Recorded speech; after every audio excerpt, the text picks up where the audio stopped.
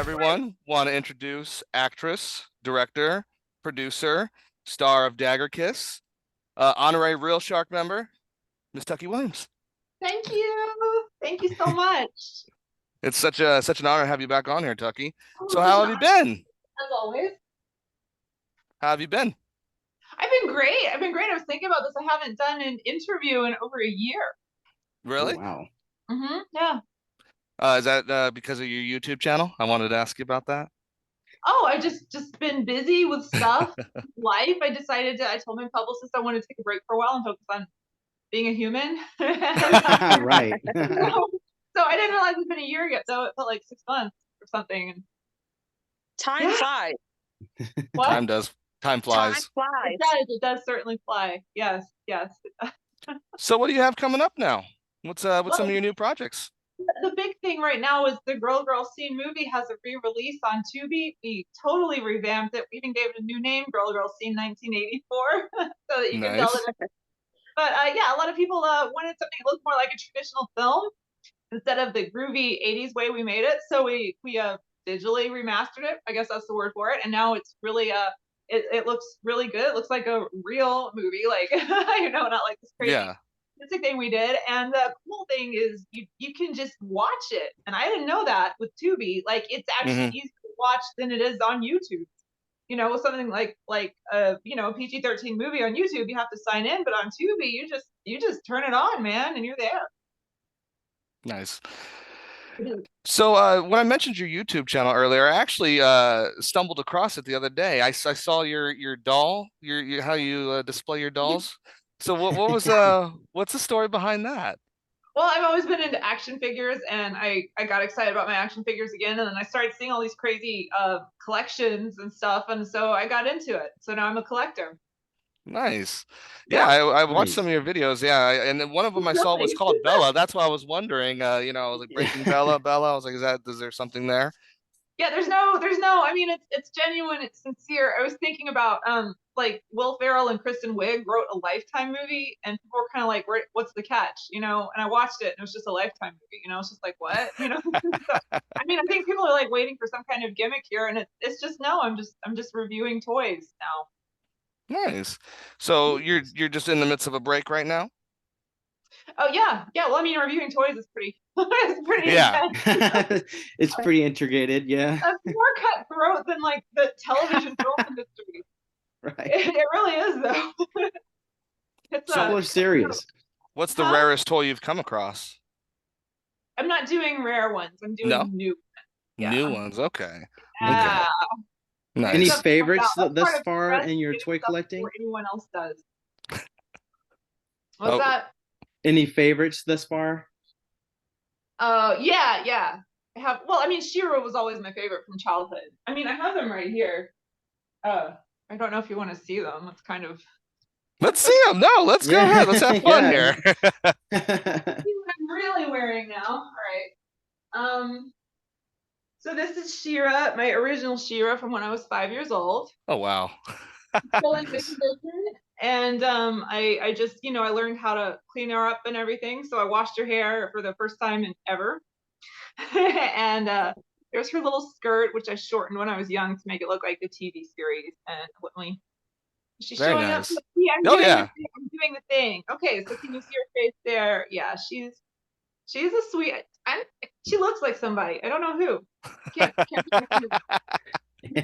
your finger on it. Can't put your finger on. No. And then there's this. This is brand. This is about a year old. This is They made a line. They make these toy lines. It's funny because they're actually really for adult collectors. And so this one is fun. They made an entire doll line and all black, white, and gray. I have to keep her away from me because it.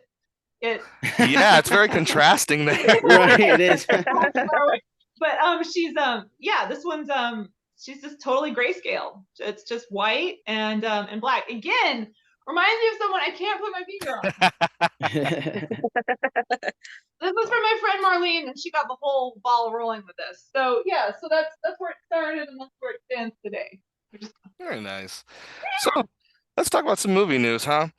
So Tucky, I recently saw there was an interview with Brendan Fraser, in which he talked about how basically he didn't take on any roles like the movie The Whale until now because he felt, he needed more life experience to take on a Oh. role like that. Tucky, what do you think about that? Do you feel like you have to have more experience to do certain roles or certain criteria to take on something, or do you think you can just dive in and do it?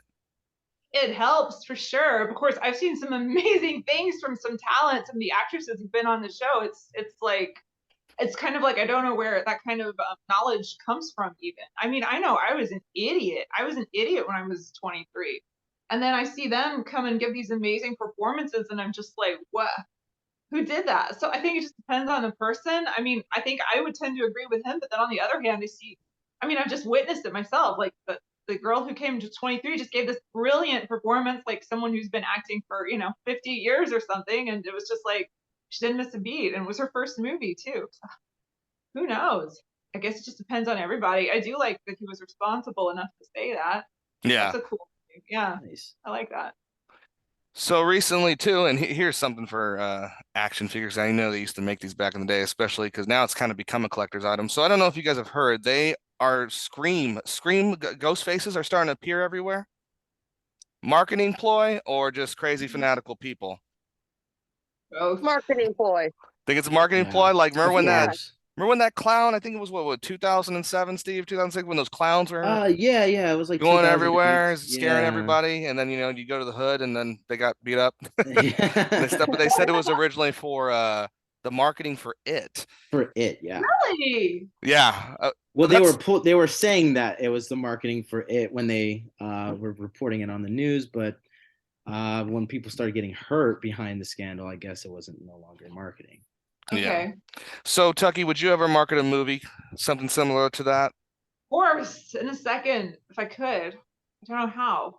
How would I do I think it's interesting, because that ghost face, I remember when I was young, it was just no big deal. It was like the cheap Halloween costume. And then all of a sudden Scream came out, and then boom, it's like nostalgia everywhere. that? Right. Yeah. I mean, it just drives me nuts. I just remember thinking to myself, that'll never take off, and then boom, it's huge now. It's It's huge also again. funny because it's contradictory to what Scream is, which is a franchise that's sort of a ploy on the horror genre. Yeah. So it's funny that now it's a nostalgic thing. I just wonder how far it can go. Tucky, do you think there's still an audience for Scream? I think it's interesting that I mean, what is this? The third generation of Scream audiences? It was like Generation X, then Millennials, and now Generation Z. Hmm. Yeah. And maybe what's the generation after that? I forget. I don't even know myself. I get Terrible. lost in all that terminology. They have two names and they're both terrible. I'm not going to repeat either one of them. But the generation after Z. So I mean, we had Scream franchises for every third, maybe even fourth generation of Scream movies, and I love it because I thought Scream was brilliant meta take on the horror genre from a horror master. And I always thought like you could divide people in the world up into people who thought that was a horror movie and people who realized that it was a satire. Yeah. And I mean, I want to hang out with the people who realized what it was they were watching. I mean, satire, generally, but it's just such a brilliant masterwork of homage. We're using that word again, Mm. homage and nostalgia for slasher films, and it was sort of this thing. And I feel like it's really important to put that in context that Scream wasn't part of the slasher genre. It was an homage to the slasher genre, and it That's a very actually good point. revived the slasher genre. Of course. Mm. So here's another one I got for you, Dougie, directly. And this is actually one I wrote directly for you. It's actually from our co-host Luke, who's not on here. But recently, The Rock was on the set of Black Adam, and he started taking a lot of creative control over the movie. And a lot of people deemed that to be not only unethical, but it also, they say, hurt the film. I've also heard of instances of this happening with Edward Norton, for example, wanting more creative control. Tuggy, what would you do, or how do you handle, or do you have any colleagues that are kind of like that, where they come in and they're like, you know what, I know you guys have a vision, but this is the vision I think you should have. Yeah, they get fired immediately. Like, how do you handle? Like, have you ever had to They get direct fired someone immediately. like that, get fired They immediately? get fired immediately. Not even any kind of Yeah. No leeway for negotiation. that. No backpedaling. No backpedaling. Yeah, and as soon as that became a rule, I never had to institute it. You know, as soon as they realized that, I mean, I never even said it out loud, by the way, you're getting fired. But I think as soon as I adopted the attitude of, there's no negotiating here, No then callback. Right. Yeah. yeah, there's no negotiating. This is the screenplay you read, and this is what you signed up for. So if you've got a problem with it, you can go home, and you're going to be sent home. Yeah. So. I like that attitude because that's very film centric, because I guess that's sort of like what Rob is saying as well. Is like that seems so now, where there's a lot of actors that Yeah. are kind of superseding themselves and putting themselves more into the roles of writing, and more influence overall, just in a production of Yeah, of a writing is for writers, and you yeah. can't. You don't That's a need the skill actor that in there. can't be learned. I mean, I think Quentin Tarantino and his co-writer are the only people I know who have been able to write a movie and do a good job without any writing training in history. So it's not that it can't be done, but it's a talent. You have to be born with it, and then you have to be taught and learn it. So I kind of, when I find out, I guess I don't like it. I don't know what he meant by creative control. I don't know if it was writing or what he was Basically, at first when they made the costume for him, he was like, I don't like this. So they had to change the costume, then change the direction of the film. And, it's The Mhm. Rock. And while I personally have always liked Dwayne Johnson, I feel like he's also gotten a pass because he is so charismatic to do a bad movie. But I don't think this I one is met him. getting away from him, though. I met him before he got jacked up on steroids. And the funny story is, I was watching the Scorpion King, and then I saw him walking around, and I was like, that's fucking weird. I was in a gym. I was like, that's fucking weird. That guy looks exactly like him. Turns out it is. And I've got to It say, is this him. is my Dwayne Johnson story. I didn't go up and talk to him or anything, but that is the most beautiful man I've ever seen in my life. He was Hercules. And Yeah, right. he glows, or he did he glows. Like he has a glow. He walks around like his skin. I always say like celebrities have something special about him. The light reflects off his skin a certain way that he glows. I mean, that's the most beautiful man I've ever seen ever. That's my Dwayne Johnson story. I was, I was just like, what? Can I swear? Yes, you Oh fuck. can. Yeah, We yeah. drink on the podcast too. So if you got anything around, go ahead. A lemonade. Uh, Woo. Donna, you've been quiet. You got anything for Tucky? You're asking No, I do have a question. And so Yeah. this is the first time I've met you, and I haven't watched any of the previous podcasts with you too before, because I wanted experience on my own. But what is one thing that you've experienced making movies that you've enjoyed, but also the downfall to doing it? Wow. Can you be more specific? Because there's so many places I can go with that. Oh God, no, I can't. Like, I mean, like my personal life, or with other Personal. talent, or in terms With of the way other I talent. thought. Let's go with other talent. Yeah. Yeah, other Okay. talent. So what's the question again? What's the biggest thing you enjoy working with the other talent around you? And then what's the biggest downfall? Well, I'll go with the downfall first, which is what I was talking about, which is, a problem that I've, thus far eliminated, which is people wanting to take control of it, but like I said, I figured out how to take care of that, which is to just have the, no discussion rule. But it's just an interesting thing, because it's like you're packed in with people all of a sudden. Like all of a sudden these people are your best friends, and it's not just like being in an intense working situation. It's like you're actually having emotions and talking to people at the same time. So it's like all of a sudden literally you have best friends. And girl seeing the movie, they all said they were at movie summer camp because they were all staying in the same hotel, and they were all going and eating at the same places, and they called it summer, movie summer camp. And so it's not just the regular working with someone. This is like very, very, very, very intense situation. You're suddenly friends with somebody, and then you never see them again. And it's just like it's emotionally draining on people, I think. And they're not there's a lot of crying. There's a lot of crying that goes That's on interesting. from the talent. I mean, part of it is because they're actors and they're sensitive, but I think the big thing was people trying to take over or take some degree of control. And that was the thing I had to learn, was that you know, because I'm actually like, it's really good natured person and really kind. And so it's sort of my attitude had always been, hey, we're all in this together. If somebody has a question or a problem, I'm open to anything, you know, and it's really unfortunate that I had to go to the place of like, you know, no negotiation. I wrote it. This is what you're doing. You read the script, you know, so I really have to, before I cast any talent, I have to have a big discussion with them. And I have to say, I say a few things. I say, this is forever. I say, you're going to be known for this forever. You're going to be 80 years old and people are going to be like trying to write to you and being like, hey, I really love that movie. So I'm like, you're going to be a public figure for the rest of your life. The rest of your life. I was like, you have to be okay with that. And I always make them think about, because they always go, yeah, I'm okay with that. That's why I got into acting. But I always make them think about that for a day and say, you know, yeah, I'm okay. Because I think that it's like, oh, I want to be famous. Da, da, da, da, I want to be famous. But it's like, no, there's no going back on this. Like this isn't like with the stuff I make, it's pretty like cultish.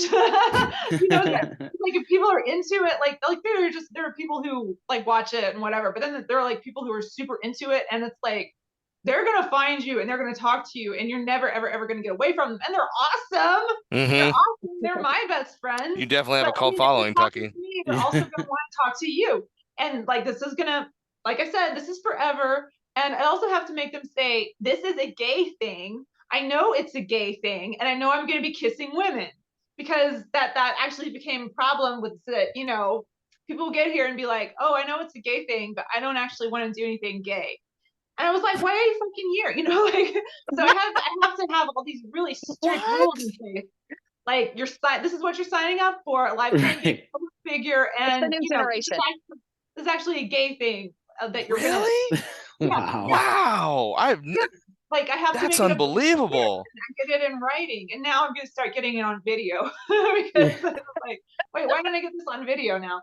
But you know, Wow. Has anyone just shown up and been like, this is a movie? Yeah, I don't actually want to be filmed. I don't actually want to be just want to filmed. Can we do this movie yeah, then? that happens. Well, they show up and they start getting fan mail as soon as they show up, right? Because people are writing to them, they go, oh, you're making the movie. You know, they've known it's in pre-production, so people I'm saying here because we shoot it a lot here at my house. So they show up here and they're staying at my house. And they're like, wait, I'm getting all these messages from people I don't know. I'm like, yeah, of course you are. Yeah. What'd you expect? And then like they were getting upset because they were getting messages from people like, wait, I didn't want to be I don't know who these people are. And so that was how I had to make the rule of that you have to realize you're going to be a public figure for the rest of your life. That's completely understandable. The first series, she posted on her Facebook that she was going to go get coffee and where she was going to get it. And when people showed up, because she posted it publicly, and she was just like, I can't believe this. I can't believe this. And I'm like, what? It's like she was asking for it. What? It's like she was asking for it. She was trying to test to see how many people she had following her. Yeah. And she was really like, well, she wasn't around much longer, let's put it that way. But yeah, so it's like I have to say all these things. This is a gay thing. This is for life. There's one other thing, but it's not coming to mind right now. But you know, it's a gay thing and it's for the rest of your life. So those are like, you know, that was a problem before, was that people weren't realizing that. And you know, but you know, it was just funny. I changed my mind and I said, as soon as someone causes trouble, I'm just gonna send them home. I'm just gonna send them packing. Like, even if we shot all their stuff and it's their last day, I don't care. We'll do it all again. And you know, then it wasn't a problem anymore. Fingers crossed. It'll continue that way. But it's just interesting that I never said anything. I never said that out loud. I never said, by the way, if you give me trouble, you're gone. And no, I never said, because like I said, I'm nice. And then it was just funny, just that mental change in me. They were able to, yeah, it was kind of, it was like they could smell it on me or something, that I wasn't gonna, but yeah, do make them say that they know it's a gay thing, and they know it's going to be for the rest of their lives. They still cannot believe it when they find out that it's the rest of their lives. That's how they said it. They still are like, what's happening? You know, it's forever. And then so the good thing about talent, was that the rest of the question? Yeah. I mean, that's what you do it for, is to have amazing experiences working with people. I mean, the good thing is just when you find someone who's really good and you make a really, really good scene that you don't have to carry yourself, that someone can jump in and do a scene with you and be an equal player in it. And I mean, acting is an amazing thing. I love acting. I love it as an art form. I especially love the form of acting, the lower form of acting, which is acting on film. Theater is great, but I really feel like the bigger art is being able to do it on film, because the art in that is being a person. And it's really, really hard to be a person, right? Like if you want to know how hard it is, go stand on the stage, and all you have to do is walk across the stage. That's going to be the hardest thing you ever do in your life, because you're going to be so conscious of how you're walking. Like you just can't walk. So I think the hardest thing to do is to pretend to be a person, and that's what it is. And I just love having a really positive experience on camera with talent, and then also with coaching talent and seeing an amazing scene come to life, like bringing it together and knowing that it was you communicating with them. I mean, sometimes it's good, sometimes it's bad, but I don't watch from a monitor. I watch from like behind the camera, or sometimes even on the floor. I'm right there with them watching it happen, and I'm in it with them. So that really that's really gratifying at the time. And then having a scene, people will say they're really, really moved by it. And it's like, well, yeah, that's because I was there. Yeah. I don't know what to do. Because just acting is, I heard the saying, it's just the saying Bryan Cranston said. I heard it from him. It's the luckiest people in the world are the people who get to call themselves actors. The luckiest people in the world are the people who have to work with them. Yeah, right. Right. Tucky, one of the things we got a lot of before you came on, we had a lot of your fans, oh, I'm excited to have you Oh, watch Mhm. Tucky. How important are your fans to you, Tucky? they're everything. They're not really my fans, they're my friends. They're just a part of my life, and everything that happens to me, they're there. I mean, this has been going on since 2010. So I've had, since 2010, people I don't know be there for me, as if they were here with me. And they really are my friends, and they support me when I'm down, and they're just always there for me. It's just amazing to have these wonderful people I can count. They've just changed my life, and that was something that I never saw coming, when this whole thing started. But just have all these tremendous human beings. So And it's great to each what's the other. We future hold for you, communicate what's Tucky? going on. What? What's the future hold for you now?